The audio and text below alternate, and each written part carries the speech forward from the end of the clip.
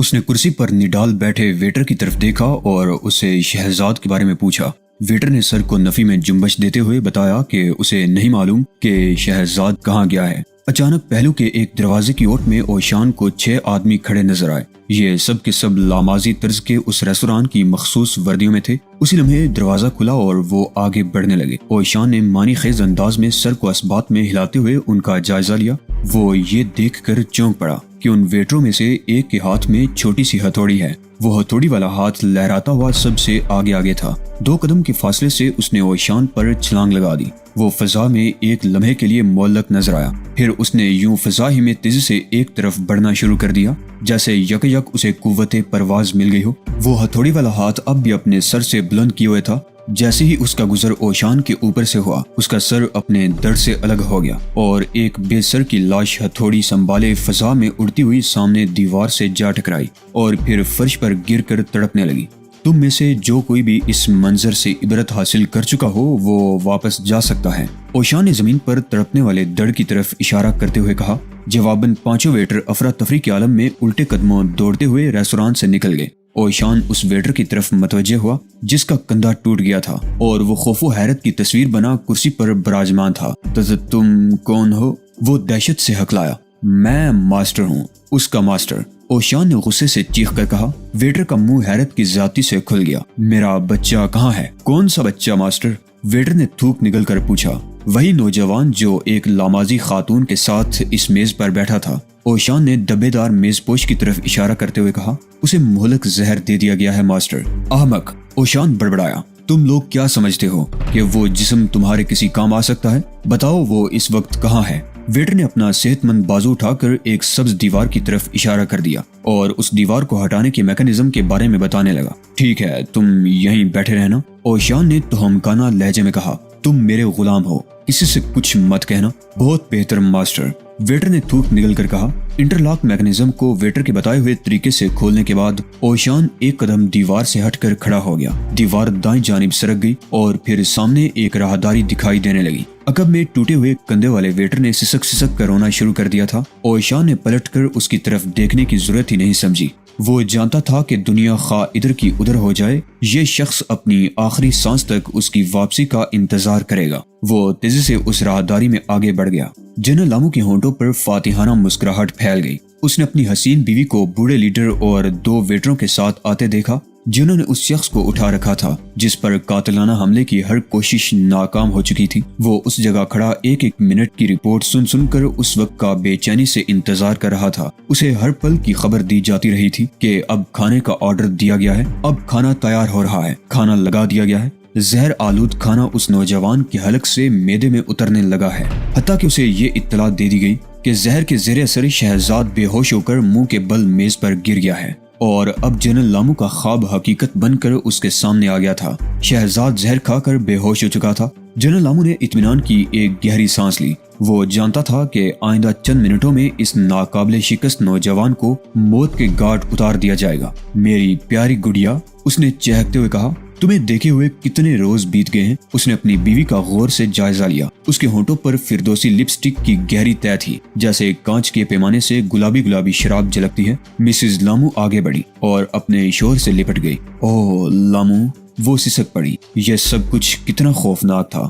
ہاں، لیکن گڑیا، جانتی ہو تم نے وہ کارنامہ سر انجام دیا ہے جسے مقامی غنڈے، بے داغ نشانے والا قاتل اور بلیک بیلٹ نوجوان بھی نہیں کر سکے۔ مجھے تم پر فخر ہے، میرے ساتھ ہو۔ وہ جیسے ہی اپنی بیوی کے ساتھ آگے بڑھا، بوڑھے لیڈر نے جلدی سے کہا، جنرل، اس کا کیا کریں؟ اس نے بے چینی سے ہاتھ ملتے ہوئے شہزاد کی طرف دیکھا۔ اس کے انداز سے شدید گھبراہٹ ظاہر ہو رہی تھی۔ اس راہداری میں زبردست گرمی کا احساس ہو رہا تھا۔ گھٹن اتنی شدید تھی کہ ان لوگوں کو سانس لینے میں دشواری محسوس ہونے لگی۔ جنرل اس کی آواز سن کر رک گیا۔ اس نے پلٹ کر دیکھا اور غرایا، یہ بھی کوئی پوچھنے والی بات ہے؟ یہ نیم مردہ ہے۔ کیا کسی نیم مردہ شخص کو ٹھکانے لگانا بھی کوئی مشکل کام ہے؟ اسے ختم کر دیا جائے، یقیناً اسے قتل کر دو۔ وہ پاؤں پٹک کر بولا اور مسز لامو کا ہاتھ تھام کر ایک دروازے کو کھولتا ہوا ان لوگوں کی نظروں سے اوجھل ہو گیا۔ بوڑھے لیڈر نے ان 2 ویٹروں کی طرف دیکھا جو شہزاد کے بے ہوش جسم کو سنبھالے کھڑے تھے۔ اس نے تھکے سے انداز میں ایک دروازے کی طرف اشارہ کر دیا۔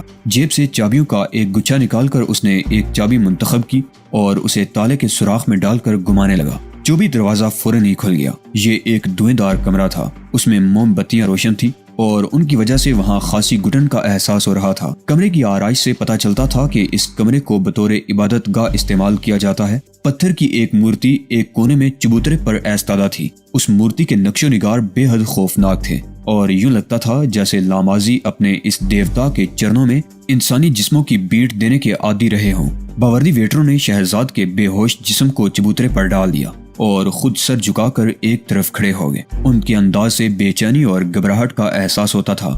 وہ لیڈر کی طرف دیکھنے لگے جس نے اس بات میں سر ہلا کر گویا انہیں چلے جانے کی اجازت دے دی۔ وہ یوں اس کمرے سے رخصت ہوئے جیسے بوڑھے لیڈر نے برسوں بعد انہیں رہائی بخشی ہو۔ لیڈر کے انداز میں رفتہ رفتہ خود اعتمادی آ گئی۔ ویٹروں کے جاتے ہی اس نے عبادت گاہ کا دروازہ مضبوطی سے بند کر دیا اور مورتی کی طرف دیکھنے لگا۔ اس نے آنکھیں بند کر لی اور اس کے ہونٹ حرکت کرنے لگے۔ پھر وہ مورتی کے سامنے جھک گیا۔ کچھ دیر وہ مورتی کے سامنے جھکا رہا، پھر اس نے سر اٹھایا اور جیب سے ایک چمکدار پھل والا خنجر نکال لیا۔ چند لمحوں تک وہ اس خنجر کی دار دیکھتا رہا۔ موم بتیوں کی روشنی میں بھی وہ خنجر چمک رہا تھا۔ بوڑھے لیڈر نے آہستہ آہستہ شہزاد کی طرف بڑھنا شروع کر دیا۔ شہزاد چبوترے پر بے ہوش پڑا تھا۔ اس کی ہتھیلی پسینے سے بھیگنے لگی۔ خنجر کا سیاہ دستہ پسینے سے بھیگ گیا تو اس نے گرفت اور بڑھا دی۔ وہ اب تک درجنوں ایسے نوجوان اسی خنجر سے قتل کر چکا تھا، لیکن نہ جانے کیا بات تھی کہ اس نوجوان نے اسے دہشت میں مبتلا کر دیا تھا۔ اس نے اپنی خود اعتمادی کو آواز دی اور مضبوطی سے پاؤں فرش پر جماتا ہوا آگے بڑھنے لگا۔ چبوترے کے پاس پہنچ کر وہ رک گیا۔ اس کے ہاتھ کی گرفت خنجر کے دستے پر مزید سخت ہو گئی۔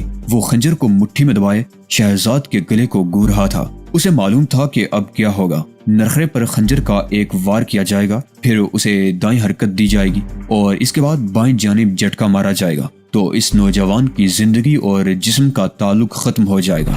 میں تو بلا وجہ گھبرا رہا ہوں، اس نے بڑبڑاتے ہوئے خود کو سمجھایا۔ ایک ہی وار میں اس کے روح و جسم کے رشتے کا خاتمہ ہو جائے گا۔ میں مخصوص انداز میں وار کرنے کے بعد 2 قدم ہٹ جاؤں گا اور اس کے نرخرے سے بہتے ہوئے خون کا تماشا دیکھوں گا۔ وہ مزید آگے بڑھا۔ اب وہ چبوترے کے ساتھ لگ کر کھڑا تھا اور اس کا ہاتھ آہستہ آہستہ سر سے بلند ہونے لگا، لیکن سر سے بلند ہونے کے بعد رک گیا جیسے وہ وار کرنا بھول گیا ہو۔ اس کی آنکھیں ایک لمحے کے لیے شہزاد کے نرخرے سے ہٹ کر اس کے چہرے کی طرف بھٹک گئی تھی اور پھر وہیں جم کر رہ گئی۔ یوں لگتا تھا جیسے وہ بے ہوش نہ ہو بلکہ سکون کی نیند میں ڈوبا ہوا ہو۔ اس کی پلکیں بند تھیں اور پپوٹوں میں ڈیلوں کا ابار نظر آ رہا تھا۔ پپوٹے بے حد پرسکون تھے اور پلکیں ذرا سی بھی نہیں کانپ رہی تھی۔ اس کے ہونٹ پتلے پتلے تھے لیکن ان کی ساخت میں کتنا حسن تھا، چہرے سے کس قدر خود اعتمادی اور کشش ظاہر ہو رہی تھی۔ بوڑھے لیڈر نے اس سے پہلے کسی انسانی چہرے میں اتنا تقدس اور رعب نہیں دیکھا تھا۔ بے اختیار اس کی نگاہ مورتی کی طرف اٹھ گئی۔ مورتی خوفناک آنکھوں اور دہشت آمیز نقش و نگار والی تھی۔ وہ اسے اپنی طرف غسیلے انداز میں گھورتی ہوئی محسوس ہوئی، جیسے اس بات پر برہم ہو کہ وہ قربان ہونے والے سے اس سے زیادہ متاثر ہو رہا ہے۔ وہ ایک جرجری سے لے کر دوبارہ شہزاد کی طرف متوجہ ہو گیا۔ اس نے ایک بار پھر کھوئی ہوئی خود اعتمادی کو بحال کرنے کی کوشش کی اور چبوترے کے قریب گھٹنوں کے بل فرش پر جھک گیا تاکہ ہاتھ کی ساری توانائی ہدف پر صرف کر سکے۔ اگر اس کی یہ حالت جنرل لامو کے سامنے ہوتی تو شاید وہ پہلے اسی کو دیوی کے بینٹ چڑھا دیتا اور اس کے بعد ہی شہزاد کی طرف متوجہ ہوتا۔ فرش ٹھنڈا اور ٹھوس تھا۔ اچانک بوڑھے لیڈر کو چونک جانا پڑا۔ شہزاد کے چہرے کی رنگت تیزی سے بدلتی نظر آ رہی تھی۔ اس کی رنگت میں گلابی پن بڑھتا جا رہا تھا۔ آہستہ آہستہ اس گلابی رنگت نے سرخی اختیار کرنا شروع کر دی۔ انداز ایسا ہی تھا جیسے چھلک پڑنے سے پہلے اس کا خون تیزی سے ایک جگہ جمع ہو رہا ہو۔ بوڑھے لیڈر کا جسم کانپنے لگا۔ مارے دہشت کے اسے اپنا حلق خشک ہوتا محسوس ہونے لگا۔ شہزاد کے ہونٹوں کے درمیان ایک بری سی لکیر نمودار ہو رہی تھی۔ بوڑھا مزید توجہ سے اس کی طرف دیکھنے لگا۔ وہ سوچ رہا تھا کہ سب کچھ اس کا وہم ہے یا واقعی اس نوجوان کے چہرے پر ایسی تبدیلیاں نمودار ہو رہی ہیں۔ وہ ہونٹوں کے درمیان بننے والی بری لکیر کو مزید توجہ سے دیکھنے لگا جو اب آہستہ آہستہ سمٹ رہی تھی۔ پھر نچلے ہونٹ کے درمیان ایک دائرہ سا بن گیا اور بری لکیر غائب ہو گئی۔ اس دائرے کا رنگ گہرا تھا۔ بوڑھے لیڈر نے دیکھا کہ یہ دائرہ مرطوب ہے، یہ کوئی سیال ہے۔ پھر بوڑھے کو اچھل کر ایک طرف ہٹ جانا پڑا۔ اگر وہ ایسا نہ کرتا تو ہونٹوں سے فوار کی شکل میں نکلنے والے سیال سے لتھڑ گیا ہوتا۔ یوں محسوس ہوا جیسے شہزاد کے جسم نے کسی خودکار نظام کے تحت اس سیال کا اخراج کر دیا ہو۔ بوڑھے کی آنکھیں شدت حیرت سے پھٹ گئیں۔ وہ سوچ رہا تھا کہ اس نوجوان کو مر جانا چاہیے۔ زہر اتنا خطرناک اور مہلک تھا کہ اس سے کسی انسان کے زندہ رہنے کی توقع ہی فضول تھی، لیکن وہ اپنی زندگی کا سب سے حیرت انگیز منظر دیکھ رہا تھا۔ شہزاد کی جسم نے نہ صرف اس زہر کو قبول کرنے سے انکار کر دیا بلکہ اس نے اس کا اخراج بھی شروع کر دیا تھا۔ اس کے اندرونی نظام نے زہر سے اثر انداز ہونے کی بجائے اسے زائل کرنا شروع کر دیا۔ یہ یقیناً وہی نوجوان ہے، بوڑھا لیڈر چیخ پڑا، وہی جسے اس صدی کے ماسٹر نے اپنا علم منتقل کیا ہے، جس کا ذکر لوک کہانی میں ہے اور جس سے میں شروع سے ہی خوف زدہ تھا۔ اچانک وہ ہوش میں آ گیا۔ وہ دیکھ رہا تھا کہ شہزاد ابھی بے ہوش ہے، ایسے میں اسے ہلاک کیا جا سکتا تھا۔ اس نے تیزی سے ہاتھ اٹھایا اور آخری بار کوشش کی کہ جسم کی ساری توانائی خرچ کر کے خنجر شہزاد کے گلے میں پیوست کر دے۔ یہ ایک آخری موقع تھا اور آخری موقع بہرحال کچھ نہ ہونے سے بہتر ہوتا ہے، لیکن اسی لمحے اس کا ہاتھ جیسے فضا میں مولک ہو کر رہ گیا۔ اس کے کانوں سے ایک تیز آواز ٹکرائی تھی، میں ماسٹر ہوں، اس صدی کا ماسٹر۔ اس آواز نے جیسے بوڑھے کی رہی سہی قوت بھی چھین لی۔ اس نے آنکھیں بند کر لیں اور پھر اس کا ہاتھ نصف دائرے میں حرکت کرتا ہوا نیچے آنے لگا، لیکن خنجر کی نوک کا رخ شہزاد کے گلے کی طرف نہیں تھا بلکہ خود اس کے اپنے دل کی جانب تھا۔ خنجر اس کے دل میں پیوست ہو گیا، درد کی ایک لہر اس کے پورے جسم میں دوڑ گئی۔ وہ دوہرا ہو گیا، لیکن وہ مطمئن تھا۔ یہ ایک آسان سی سزا تھی جو اس نے اپنے ہاتھوں سے طے کر لی تھی اور موت کے منہ میں پہنچ گیا تھا۔ وہ اس سزا کو برداشت کرنے کا تصور بھی نہیں کر سکتا تھا جو شہزاد کو قتل کرنے کے بعد ماسٹر کی طرف سے اسے مل سکتی تھی۔ اس نے دل میں پیوست خنجر کو حرکت دینے کی کوشش کی تو اس کا جسم چرمرا گیا۔ ہاتھ خنجر کو حرکت دینے میں ناکام رہا، اس کا جسم شل ہوتا چلا گیا، جیسے ساری توانائی سینے کے زخم کی طرف دوڑ پڑی ہو اور وہاں کے سوراخ سے یوں خارج ہو رہی ہو جیسے ٹیوب میں بری ہوئی ہوا معمولی سے سوراخ سے نکلتی چلی جاتی ہے۔ بوڑھے لیڈر کی آنکھیں کھل گئی تھی۔ اس نے محسوس کیا کہ فرش تیزی سے اوپر اٹھ رہا ہے، پھر فرش اور اس کے جسم کا تصادم ہوا اور وہ کھلی آنکھوں موت کا شکار ہو گیا۔ مرتے وقت اس کا چہرہ دیوی کی مورتی کی طرف تھا۔ مورتی اپنی خوفناک آنکھوں سے اسے آخری دم تک گورتی ہوئی محسوس ہو رہی تھی۔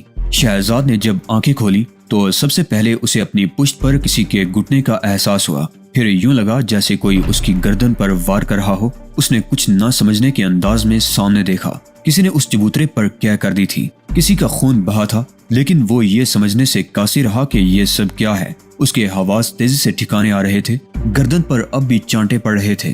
ان چوٹوں کو محسوس کرتے ہی اس نے عقب میں موجود اس حملہ پر کونی سے وار کرنے کی کوشش کی، لیکن جب وہ اپنے بازو کو حرکت دینے میں کامیاب نہ ہو سکا تو اسے یہ سمجھنے میں دیر نہ لگی کہ اس وقت وہ کسی ماہر فن کی گرفت میں ہے جو کہ اوشان کے علاوہ کوئی اور نہیں ہو سکتا۔ اوشان، مجھے کیا ہو گیا ہے؟ اور کھاؤ، خوب کھاؤ، ہر الٹی سیدھی چیز اٹھاؤ اور اسے معدے میں گھسیڑنے کی کوشش کرو۔ احمق، تم جیسے نالائق کو تو واقعی مر جانا چاہیے تھا۔ اس طرح تمہیں کم از کم یہ سبق ضرور مل جاتا کہ معدے میں صرف وہی چیزیں پہنچنی چاہیے جن کی جسم کو ضرورت ہوتی ہے۔ اوشان بڑبڑا رہا تھا اور اس کی ہتھیلی کی چوٹیں اب بھی شہزاد کی گردن پر پڑ رہی تھی۔ گھٹنے کا دباؤ بھی ریڑھ کی ہڈی پر برقرار تھا۔ میں اب بالکل ٹھیک ہوں محترم اوشان، اس نے ندامت سے کہا۔ اگر میں نے کوئی ایسی چیز کھا لی تھی تو مجھے اس کا فوراً احساس کیوں نہیں ہوا؟ اس لیے کہ تم کھانے سے زیادہ نگلنے کے عادی ہو احمق، اوشان نے تیز لہجے میں کہا اور اسے چھوڑ دیا۔ گھٹنے کا دباؤ بھی ختم ہو گیا، وہ اس کے سامنے آ گیا۔ اس کی آنکھیں غصے سے دہک رہی تھی۔ بتاؤ تم نے مجھے کیا دیا؟ وہ غرانے لگا۔ میں نے تمہیں اپنی زندگی کے کئی بہترین سال دیے، لیکن تم نے مجھے کیا دیا؟ شہزاد نے خود کو گھٹنوں کے بل فرش سے اٹھایا تو اسے اپنا سر خفیف سا گھومتا ہوا محسوس ہوا۔ اوشان اب بھی اس کی گردن پر وقفے وقفے سے ہلکی ہلکی چوٹیں لگا رہا تھا، اور جب اسے یقین ہو گیا کہ ٹائیگر کی سانسیں معمول پر آ گئی ہیں تو اس نے اپنا ہاتھ روک لیا۔ شہزاد، اوشان نے ملامت آمیز خفگی سے کہا، تم نے جو تربیت حاصل کی ہے وہ عام آدمی کی صلاحیتوں اور تصور سے بہت بلند ہے۔ پھر بتاؤ تم کھانے کے معاملے میں عام آدمی جیسا ندیدہ پن کیوں برتتے ہو؟ دراصل کھانا کچھ اتنا ہی لذیذ تھا، اس میں مسز لامو کی لذت بھی تم نے شامل کر لی ہوگی۔ اوشان غرایا، تم سور کی طرح کھاتے ہو، اب تو بچ گئے ہو، لیکن اگر تم اسی طرح کھاتے رہے تو کسی کتے کی موت مر جاؤ گے۔ اچانک شہزاد کی نگاہ بوڑھے کی لاش پر پڑی جو منہ کے بل فرش پر پڑا تھا اور جس کا خون جم کر سیاہی مائل ہو رہا تھا۔ اس بوڑھے کو آپ نے ٹھکانے لگایا ہے؟ نہیں، اوشان بڑبڑایا، یہ بذات خود ایک سمجھدار آدمی تھا۔ ہاں، جس انداز سے پڑا ہے یہ شاید سمجھداروں ہی کا انداز ہے۔ بکو مت، اوشان نے اس کی کوہنی پر ہاتھ مارتے ہوئے کہا۔ یہ جانتا تھا کہ اگر اس نے خودکشی نہ کی تو اس کا کیا انجام ہوگا۔ اس انجام سے خوف زدہ ہو کر اس نے اپنے ہاتھوں آسان موت قبول کر لی ہے۔ شہزاد نے اس بار کوئی جواب نہیں دیا۔ اوشان نے اس کی گردن کے عضلات پر انگلی پھیرتے ہوئے اپنا کام ختم کر دیا۔ چلو اب کھڑے ہو جاؤ، اس نے حکم دیا۔ شہزاد اٹھ کھڑا ہوا۔ اس نے 3-4 گہری گہری سانسیں لی اور پھر پلکیں جھپکانے لگا۔ اب وہ خود کو پہلے سے کہیں زیادہ بہتر محسوس کر رہا تھا۔ یکایک اس کی نگاہ اپنی قمیض کے دامن پر پڑی جس پر دبے تھے۔ میرا خیال ہے بہت ہی خطرناک زہر دیا گیا ہے، وہ بڑبڑایا۔ اگر تمہارا جسم اور اس کا اندرونی نظام ایک خاص انداز میں مدافعت کے لیے تیار نہ ہوتا تو اب تک یہ زہر تمہارے فرشتوں کو بھی موت کی نیند سلا چکا تھا۔ یہاں ایک بات ہمیشہ کے لیے ذہن نشین کر لو کہ زہر تمہارے جسم کے اندرونی نظام پر اثر انداز نہیں ہوتا، لیکن اس کا یہ مطلب نہیں کہ تم اندھا دھند ہر چیز کھانا شروع کر دو۔ بعض زہر ایسے بھی ہیں جن کو تمہارا یہ اندرونی نظام خصوصیت سے قبول کر لے گا اور وہ زہر تمہارے لیے موت کا پیغام بن سکتے ہیں۔ شہزاد نے مسکرا کر کہا اور ادھر ادھر دیکھنے لگا۔ اس نے پہلی بار ماحول کو غور سے دیکھا اور بڑبڑایا، کیا یہ اسی ریستوران کا تہہ خانہ ہے؟ کیوں، کیا پھر کچھ کھانے کی خواہش ہو رہی ہے؟ ہمیں فوری طور پر مسز لامو کو تلاش کرنا چاہیے۔ شہزاد نے جلدی سے کہا، اگر وہ جنرل لامو تک پہنچنے میں کامیاب ہو گئی ہے تو اوشان یقین کر لو کہ جنرل لامو قتل کیا جا چکا ہے، اور اگر وہ ابھی تک اسے ہلاک کرنے میں کامیاب نہیں ہوئی تو سمجھ لو کہ جنرل کی زندگی شدید خطرے میں ہے۔ اوشان نے اس بات میں سر ہلا دیا۔ شہزاد نے دیکھا کہ اس کا موڈ ابھی تک خراب ہے۔ اوشان نے دروازہ کھولا اور باہر راہداری میں نکل آیا۔ شہزاد نے دروازے کے سامنے 2 لاشیں دیکھی۔ ان کے ٹوٹے پھوٹے جسم بتا رہے تھے کہ انہیں اوشان کے ماسٹر ہینڈ نے ہی اس نوبت کو پہنچایا ہوگا۔ اوشان تیزی سے راہداری میں چلنے لگا، لیکن اس کے قدموں سے ذرا سی بھی آہٹ نہیں ہو رہی تھی۔ یوں محسوس ہو رہا تھا جیسے تاریکی میں خاموشی متحرک ہو گئی ہو۔ وہ بھی اس انداز میں چلنے لگا۔ یہ چلنے کا مخصوص انداز شہزاد کو اوشان نے بڑی محنت سے سکھایا تھا۔ جس طرح درندوں کے چلنے سے ذرا بھی آہٹ نہیں ہوتی، بالکل اسی طرح ان کی حرکت بھی بے آواز تھی۔ راستے میں ایک ٹوٹا ہوا دروازہ بھی نظر آیا۔ یہ مضبوط لکڑی کا دروازہ تھا، لیکن شہزاد نے دیکھا کہ اس کے کواڑ کئی حصوں میں یوں بکھر گئے تھے جیسے انہیں کسی کلہاڑے سے چیر ڈالا گیا ہو۔ دونوں اسی طرح کافی دیر تک راہداری میں چلتے رہے۔ شہزاد کی ذہنی قوتیں ایک بار پھر کام کرنے لگی تھی، لیکن وہ اس وقت اپنے استاد کے ساتھ تھا، اس لیے اوشان ہی کی تقلید کر رہا تھا۔ اسے اوشان پر بے پناہ فخر کا احساس ہونے لگا۔ اوشان ایک جگہ ٹھٹک گیا۔ بائیں جانب ایک دروازہ تھا، بند دروازہ۔ اوشان نے ہینڈل کو پکڑ کر گھمانے کی کوشش کی، لیکن معلوم ہوا کہ دروازہ مقفل ہے۔ اوشان کے ٹھٹکنے کی وجہ شہزاد کی بھی سمجھ میں آ گئی تھی۔ اس کمرے سے عجیب آوازیں سنائی دے رہی تھی۔ آوازیں دھیمی تھی۔ کوئی عام آدمی اس وقت دروازے کے سامنے سے گزر رہا ہوتا تو شاید ہی سمجھتا کہ کمرے میں کوئی موجود نہیں، جبکہ اوشان اور شہزاد کو 2 ایسے جسموں کی آوازیں سنائی دی تھی جو بری طرح ہانپ رہے تھے۔ اوشان نے لمحے بھر کو نتنے پھیلائے اور کچھ دیر سونگتا رہا، پھر اس نے ایک قدم ہٹ کر دروازے پر وار کیا۔ دروازہ کئی حصوں میں ٹوٹ کر بکھر گیا۔ اوشان پھرتی سے کمرے میں گھس گیا۔ شہزاد بھی پلک جھپکنے میں اندر تھا، لیکن کمرے میں داخل ہوتے ہی دونوں کو ٹھٹک جانا پڑا۔ سامنے ایک شرمناک منظر تھا۔ شہزاد نے اس عورت کو دیکھا جو خود اس کے پہلو میں بھی سانس لے چکی تھی۔ جنرل لامو اور اس کی بیگم دونوں 1 ہفتے کی جدائی کو دھونے میں مصروف تھے۔ دروازہ ٹوٹنے کی آواز اور ان دونوں کی آمد پر پہلے تو جنرل لامو اور اس کی بیوی حیرت زدہ رہ گئے۔ پھر جنرل لامو تیزی سے اچھلا اور چارپائی سے کود کر اس میز کی طرف لپک پڑا جہاں اس کا لباس ڈھیر کی صورت میں پڑا ہوا تھا۔ اس نے بڑی پھرتی سے ریوالور نکالا، لیکن یہ دیکھ کر حیران رہ گیا کہ ٹائیگر اس کے قریب آ پہنچا ہے۔ اس نے شہزاد کو اپنی جگہ سے حرکت کرتے نہیں دیکھا تھا، اس لیے جب اسے قریب پایا تو اسے حیرت کا شدید جھٹکا لگنا ہی چاہیے تھا۔ ریوالور نکال کر اس نے دروازے کی طرف فائر کرنا چاہا تھا، لیکن اس وقت تک شہزاد نے اس کا بازو تھام لیا تھا۔